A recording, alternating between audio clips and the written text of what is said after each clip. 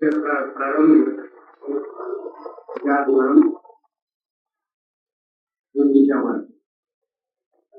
গুন্ডিচামার্জন মানে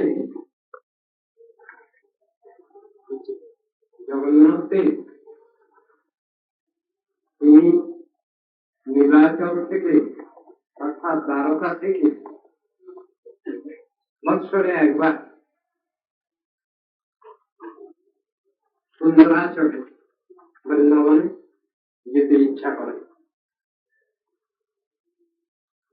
তাই পূর্বের যে ব্যবস্থা তার নাম গুন্ডিচামার্জন, যেখানে গিয়ে জগন্নাথ দেব থাকবেন সেই স্থান পরিমার্জন করা। শাস্ত্রে বোঝানো হয়েছে এই গুন্ডিচামার্জন হচ্ছে প্রত্যেকটি জীবাত্মা সাধক সাধিকার হৃদয় ক্ষেত্রকে পরিষ্কার করা, হৃদয়ের সিংহাসনকে ধর্ম পবিত্র করা, যেখানে স্বয়ং ভগবানের অবস্থিতি করতে পারে। তাই এখানে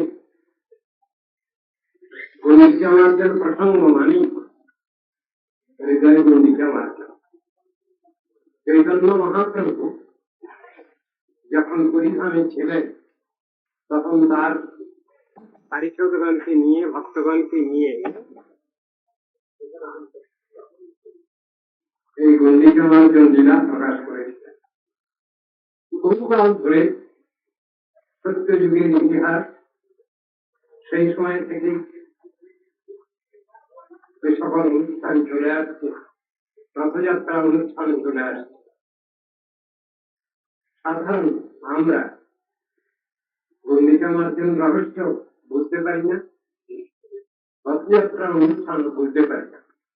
আর আজ যে অনুষ্ঠান এরা পঞ্চমী বা পোড়া পঞ্চমী বা লক্ষ্মী বিজয় উৎসব, এটাও ঠিক বুঝি না।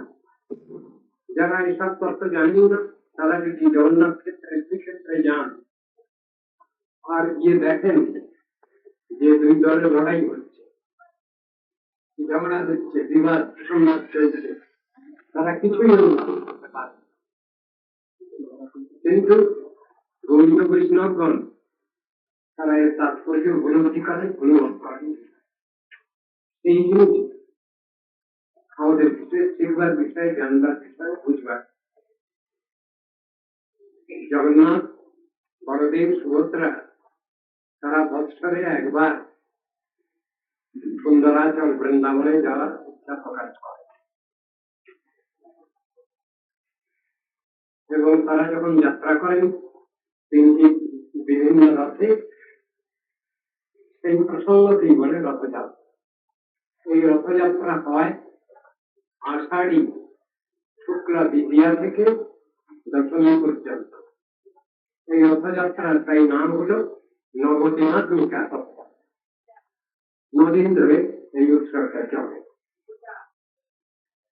রথযাত্রার প্রসঙ্গে বহু কথা বলবার আছে। জগন্নাথ দেবের মহিমাত্ম স্কন্দ পুরাণে, বিষ্ণু খণ্ডে বা পুরুষোত্তম খণ্ডে বিশেষভাবে বর্ণিত আছে সব বিষয়। এতে উৎকল খণ্ড বলা হয়। তার ভিতরে জগন্নাথ দেবের স্নানযাত্রা, রথযাত্রা খুব সুন্দর ভাবে বর্ণিত হয়েছে। এই জগন্নাথ দেব পূর্বে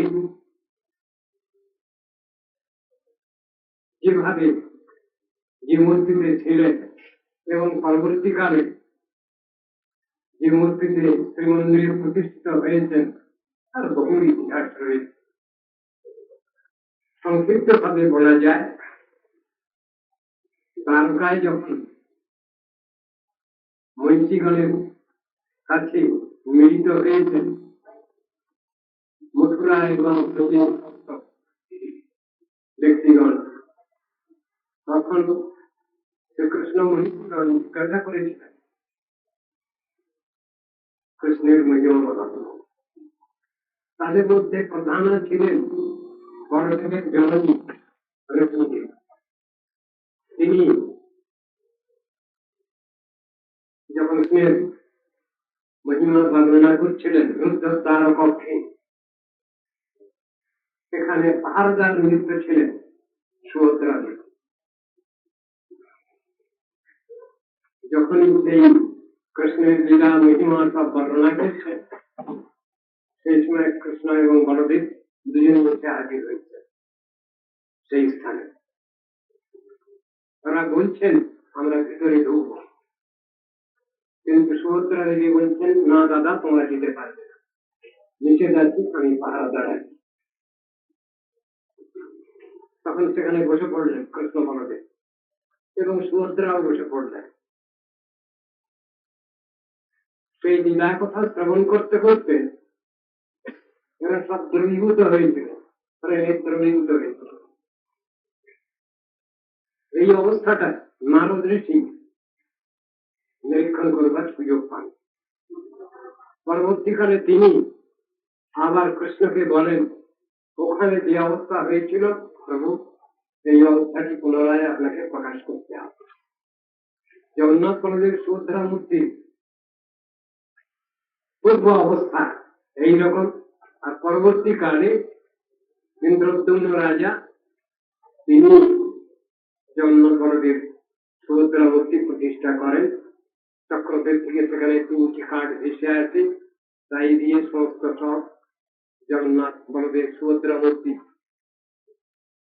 রচিত হয়।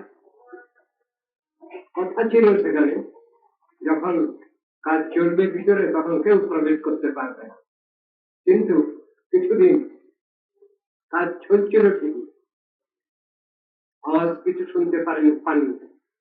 তার জন্য ইন্দ্রদ্যুম্ন রাজা জোর করে প্রবেশ করেছিলেন। কারণ পূর্বেই কথা ছিল যে অবস্থায় থাকবে সেই অবস্থায় থেকে যাবেন থাকবে, মূর্তি সম্পূর্ণ হয়নি সেই অবস্থায় প্রবেশ করায় মূর্তি ওই অবস্থায় থেকে গেল।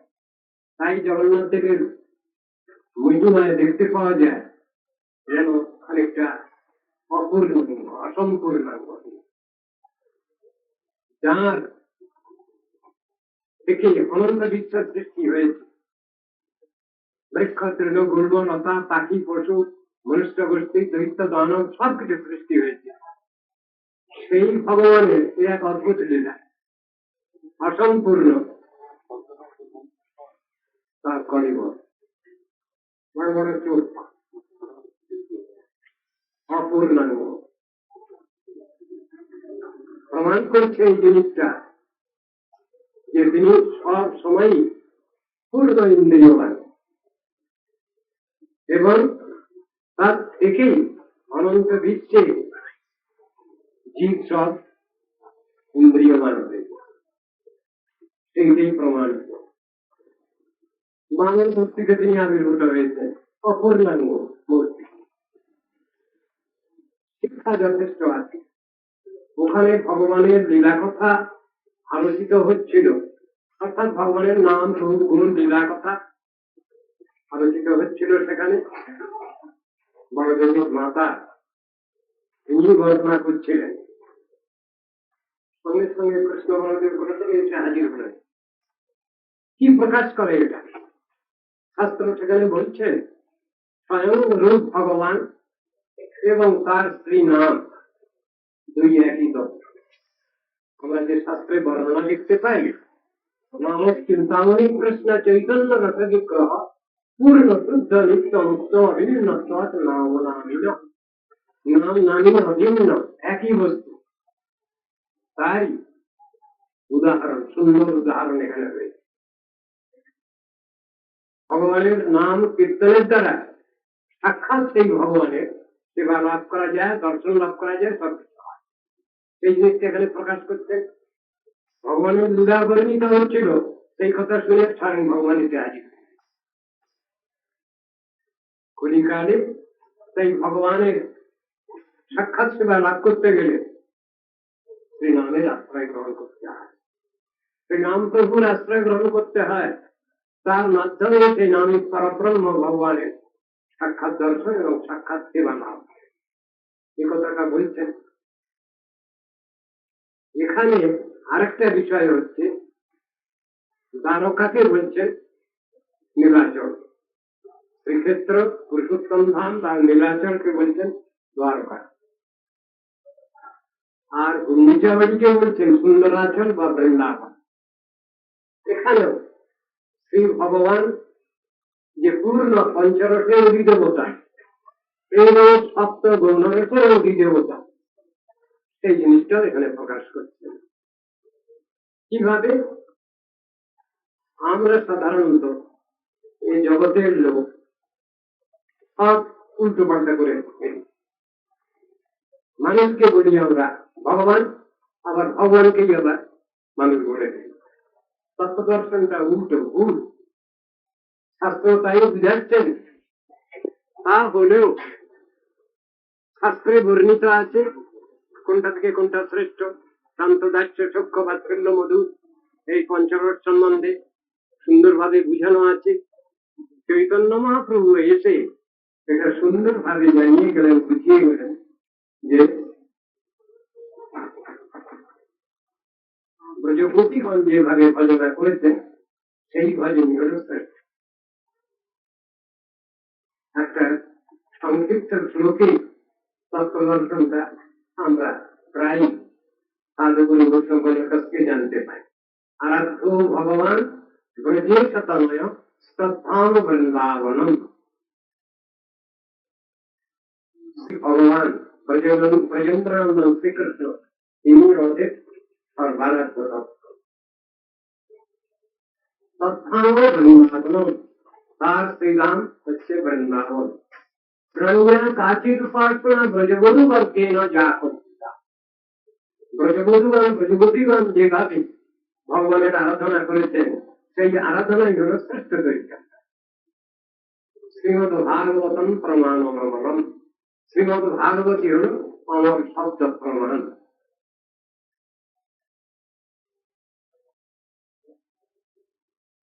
শ্রীমদ ভাগবতম প্রমাণ মহান। ভগবত প্রেম প্রীতি হল পরম পুরুষার্থ।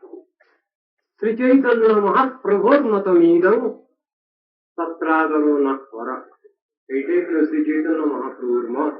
এটাই আমাদের আদর, অন্য মতে আমরা আদর করি না। জিনিসটা শিখাচ্ছেন সাধন ভজন পথে বহু কিছু জিনিস তত্ত্ব দর্শন আমাদের জানবার আছে, বুঝবার আছে। আমরা তত্ত্ব দর্শন জানি না, সবটাকে এক করে ফেলছি, হজপথ পাঠিয়ে দিচ্ছি। এখানে একটা যেখানে ঐশ্বর্য ভাব আছে সেখানে নারায়ণের কথা আছে, লক্ষ্মীনারায়ণের কথা আছে, কিন্তু মাধুর্য যে শ্রেষ্ঠ এবং সর্বোত্তম এটা শাস্ত্রের সব জায়গায় বোঝানো। কিভাবে সেইটাই এখানে বলছে। কিভাবে সেটা? হনুমানজি, বজ্রবধূ হনুমানজি তিনি তত্ত্বদর্শন জানতেন, যেহেতু তিনি ভক্ত বৈষ্ণব, তার তত্ত্বদর্শন জানা আছে। কিন্তু সেখানে একটা কথা তিনি বলছেন, শ্রীনাথে জানকীনাথে যা ভেদে পরমাত্মনি তথাপি মম সর্বস্ব রাম কমল রূপ। তত্ত্বদর্শন তিনি জানেন, কিন্তু রামচন্দ্রের প্রতি তার শ্রীপাদ পদ্মে আমি কস্তর বিক্রি করেছি, সেখান থেকে আমি মাথা সরিয়ে নিতে পারছি। নিষ্ঠার কথা, ঐকান্তিকতা, নিষ্ঠার কথা এখানে বর্ণনা করছে, কিন্তু তত্ত্বদর্শন তার জানা আছে। শাস্ত্রের বিচারগুলো দেখাচ্ছেন। তত্ত্বভেদেপি শ্রীশ কৃষ্ণ স্বরূপয় রসেন উৎকৃষ্টতে কৃষ্ণ রূপমেশা রসস্থিতি। এখানেও দেখাচ্ছেন শ্রীশ এবং কৃষ্ণ। শ্রীশ মানে নারায়ণ এবং কৃষ্ণ, রসগত বৈচিত্র্য বৈশিষ্ট্য আছে, এটা বুঝতে হবে।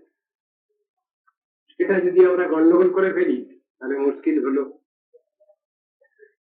এখানে কোনো খোলাঠেলির কথা নেই। কিরকম? ধনুধারী আর বংশীধারী, কে বড় কে ছোট এই কথা ভগবত তত্ত্বে বলা চলে না, তাহলে অপরাধ হয়। সেই জন্য সেখানে শব্দ ব্যবহার হয়েছে বৈশিষ্ট্য বা বৈচিত্র্য, এই শব্দ ব্যবহার হয়েছে। যদি বলা যায় শ্রীরামচন্দ্র কৃষ্ণের থেকে বড়, উল্টো পাল্টা হয়ে গেল।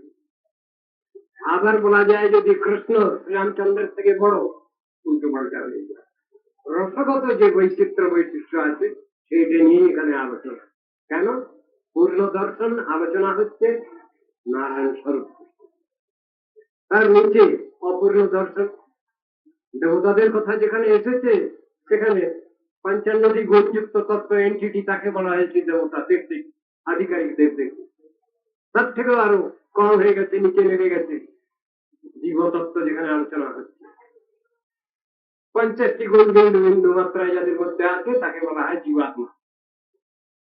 আবার 60টি গুণ পূর্ণ মাত্রায় যার মধ্যে আছে তাকে বলা হচ্ছে নারায়ণ বা বিষ্ণু।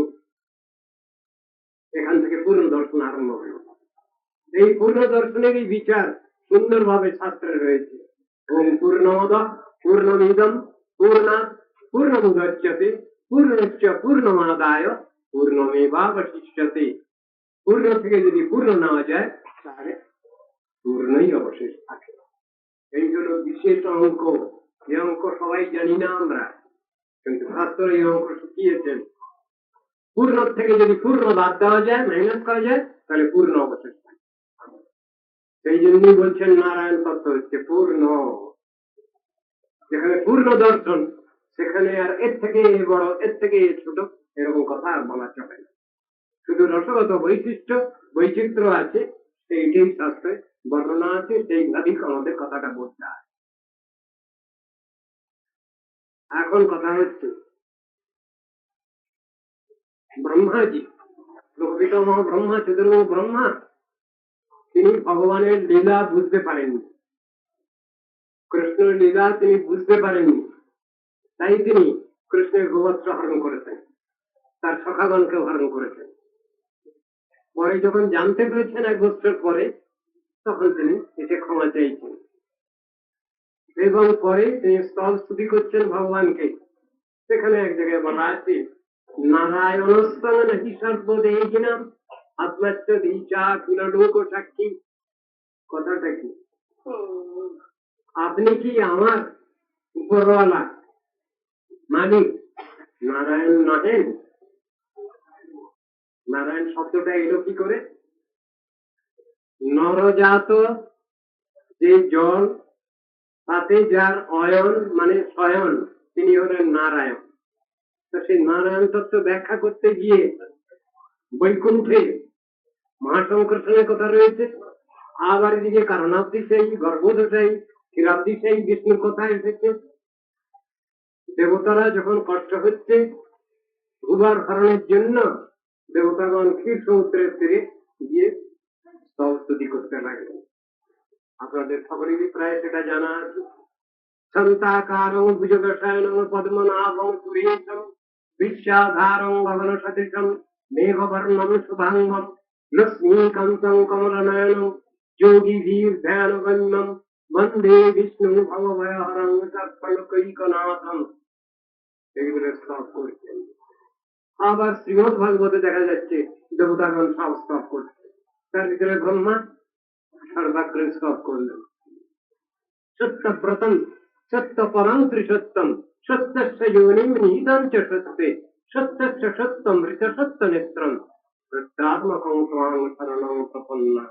সত্যাত্মক হে ভগবান, তোমায় প্রণাম করি। ব্যাপারটা তিনি ব্রহ্মাই একথা বলছেন, তুমি কি আমার উপরওয়ালা মালিক নারায়ণ নহ? নারায়ণ, আমি তো এখন বুঝতে পারছি যে তুমি নারায়ণেরও অবশ্যই উপরওয়ালা মালিক। তাহলে কি তুমি আমার গার্জিয়ান নাও? আমাকে ক্ষমা করো, আমি যদি অন্যায় করেছি আমাকে ক্ষমা করো। সেই ব্রহ্মাজি তিনি স্তব করছেন, ভগবত তত্ত্ব পূর্ণ অভিজ্ঞান লাভ করে বলছেন নৌমিড্যতে অভ্রবটে তরিদম্বরায় গুঞ্জাবতং সকলে পিচ্ছল্লসন মুখায় বন্যস্রজী কমল বেত্র বিধান বেনু লক্ষ্মশ্রিয়ে মৃদুপদে পশুপাঙ্গজায়। ভগবানকে বলছেন, কৃষ্ণকে তার তত্ত্ব দর্শন তিনি তাহলে জেনেছেন, বুঝেছেন, যা দেখছেন তিনি সামনে, সেই হিসেবেই ভগবানকে স্তব করে যাচ্ছেন। তত্ত্ব দর্শন তো তার জানা আছে, এবং তিনি প্রার্থনা করছেন, হে ভগবান, তুমি আমায় কৃপা করো এমন আমি যেন কখনো কোনো জন্মে কোনো ভাবে যেন তোমার ভক্ত, একজন ভক্ত হয়ে যেন আমি তোমার সাক্ষাৎ সেবা করতে পারি, উপাসনা করতে পারি। ব্যাপারটা কি? দেবতাগণ আমাদের উপাসনা করবেন না? হ্যাঁ, তাদের উপাসনার প্রয়োজন, এবং যদি তারা উপাসনা করতে চান তাহলে মনুষ্যের গৃহে এসে, মনুষ্যের ঘরে এসে মনুষ্য রূপে জন্মগ্রহণ করে তাকে সাধনা করতে হবে, উপাসনা করতে হবে। এই কথাই লেখা আছে শাস্ত্রে। দেবতাগণ কারা? তারা বলছেন কর্মচারী। তাদের ভিতরে প্রচুর অহংকার, প্রচুর গর্ব অহংকার, সেই জন্য ওইভাবে সাধু ভজন হয় না। ব্রহ্মা প্রার্থনা করছেন, ঠাকুর তুমি আমায় এমন কৃপা করো, এমন আশীর্বাদ করো, আমি যেন তোমার একজন ভক্ত হয়ে যেন সাধন ভজন করতে পারি, তোমার দর্শন পুনরায়। ব্যাপারটা এই রসগত বৈচিত্র্যের কথা এখানে ঐশ্বর্য ভাবেতে যেটা হচ্ছে না, পূর্ণ মাধুর্য রসে সেটা হচ্ছে। আরো একটা কথা যেখানে বলছে, এখানে নাগপত্নীগণ তারা প্রার্থনা করছেন, যখন নাগরাজকে যখন ভগবান শাসন করলেন, কার্য দমন হচ্ছে যখন, সে সময় নাগপত্নীগণ এসে তারা স্তবস্তুতি করছেন। সেখানেও দেখা যাচ্ছে নাগপত্নীগণ বলছেন, আমাদের এই স্বামীর এমন কি সৌভাগ্য ছিল যে পদ লাভ করবার জন্য লক্ষ্মী দেবী বলল, অনুভাবশ্চ নদেব বিদ্মহি তবাঙ্গ্রিজেন স্পর্শাধিকার যদ বাঞ্ছয়া শ্রীলরণাচরত্তপ, যদ বাঞ্ছয়া শ্রীলরণাচরত্তপ বিহায় কামান সুচিরং ধৃতব্রতা। শ্রী লরণা লক্ষ্মী দেবী তুমি কৃষ্ণপাদ পদ্ম লাভের জন্য আজও বেলবনে তপস্যায় নিরত আছে, কিন্তু পাননি তো। কেন পাননি?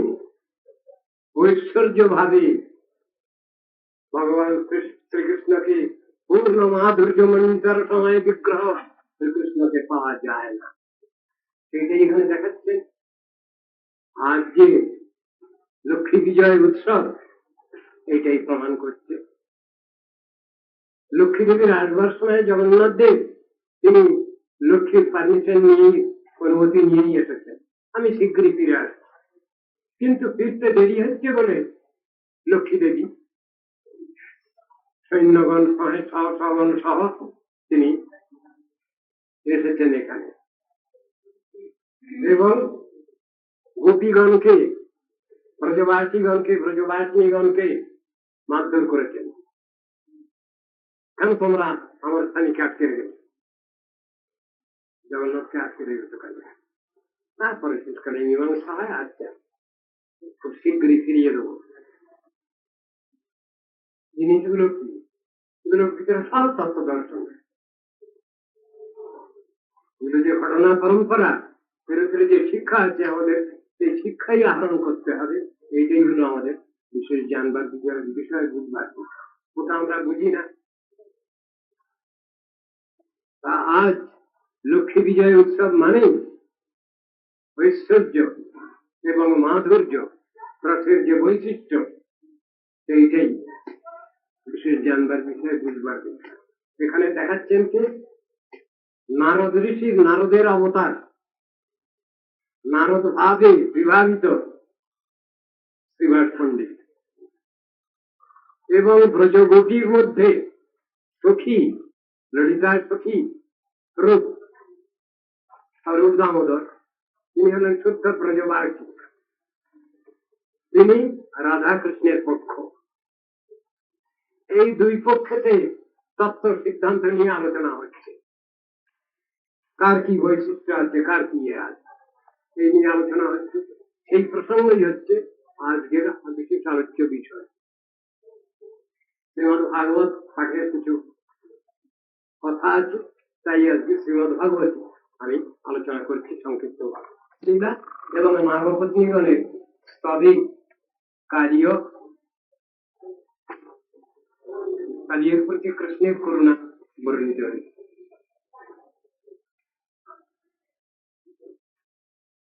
শ্রী শুক উবাচ বিলক্ষ্য দূষিতাং কৃষ্ণ কৃষ্ণ কৃষ্ণাজিনা বিভু তচ্চা বিশুদ্ধিম অন্নিচ্ছন সর্পং তমোদবাশয়ে। সুখদেব বলছেন, হে রাজন, অতঃপর বিভু শ্রীকৃষ্ণ কার্য নামক সর্পের বিষ সংস্পর্শে যমুনার জল দূষিত হয়েছে দেখে ওর বিশুদ্ধি কামনায় তথা থেকে সর্পকে নির্বাচিত করলেন। শ্রীমদ ভাগবত দশম স্কন্ধ ষোড়শ অধ্যায়ে এই প্রসঙ্গ বর্ণিত হয়েছে। শ্রী রাজোবাচ কথম অন্তর্জলে অগাধে ন গৃহ্ণাৎ ভগবান ইহোহিম সবৈ বহুযুগাবাসৌ যথা সে বিপ্রভস্ততম। পরীক্ষিত বলছেন, হে ব্রহ্মণ, ভগবান শ্রীকৃষ্ণ কিরূপে অগাধ জল মধ্যে কার্যনাথকে নিগৃহীত করেছিলেন এবং সেই বা কিরূপে তথায় বহু যুগ ধরে বসতি স্থাপন করেছিল, আমাকে দয়া করে বলুন। ব্রাহ্মণ, ভগবতস্য ভূম্ন স্বচ্ছন্দবর্তিন গোপালোদারচরিতম কস্তিত্বেতামৃতং জিতন। হে ব্রাহ্মণ, স্বতন্ত্র ও অপরিচ্ছিন্ন ভগবানের গোপালন রূপ অমৃততুল্য সুখদায়ক চরিত্র শ্রবণ করে কেউই তৃপ্তি লাভ করতে পারে না, পরন্তু উত্তর কেবল এবার সংখ্যায় বর্ধিত হয়। ভগবানের গুণ লীলা মহিমার কথা শ্রবণ করে কে তাতে পরিতৃপ্ত হয়? যতই শুনবে ততই আরো শুনতে আগ্রহ হয়। শ্রী শুক উবাচ কালিন্যাং কার্যশ্চাতি রথ কশ্চিৎ বিষাগ্নিনা স্পৃষ্টমান পরাজস্মিন পরন্তু উপরিগা খগা। সুখদেব বলছেন, হে রাজন, সেই যমুনার জল মধ্যে এক হ্রদ ছিল। কালিয়ের অগ্নিদুল্য বিষের জ্বালায় নিরন্তর তার জল পরিপাক হচ্ছিল। ওই হ্রদের উপর দিয়ে গমনশীল পক্ষীগণ বিশেষ আকর্ষণে তথায় পতিত হয়ে প্রাণ ত্যাগ করত। বিপ্রস্মুতা বিষাদূর্মি মারুতেনাহি মর্ষিতা মরিয়ন্তে তীরগাজস্য প্রার্থিনা স্থিরজঙ্গমা।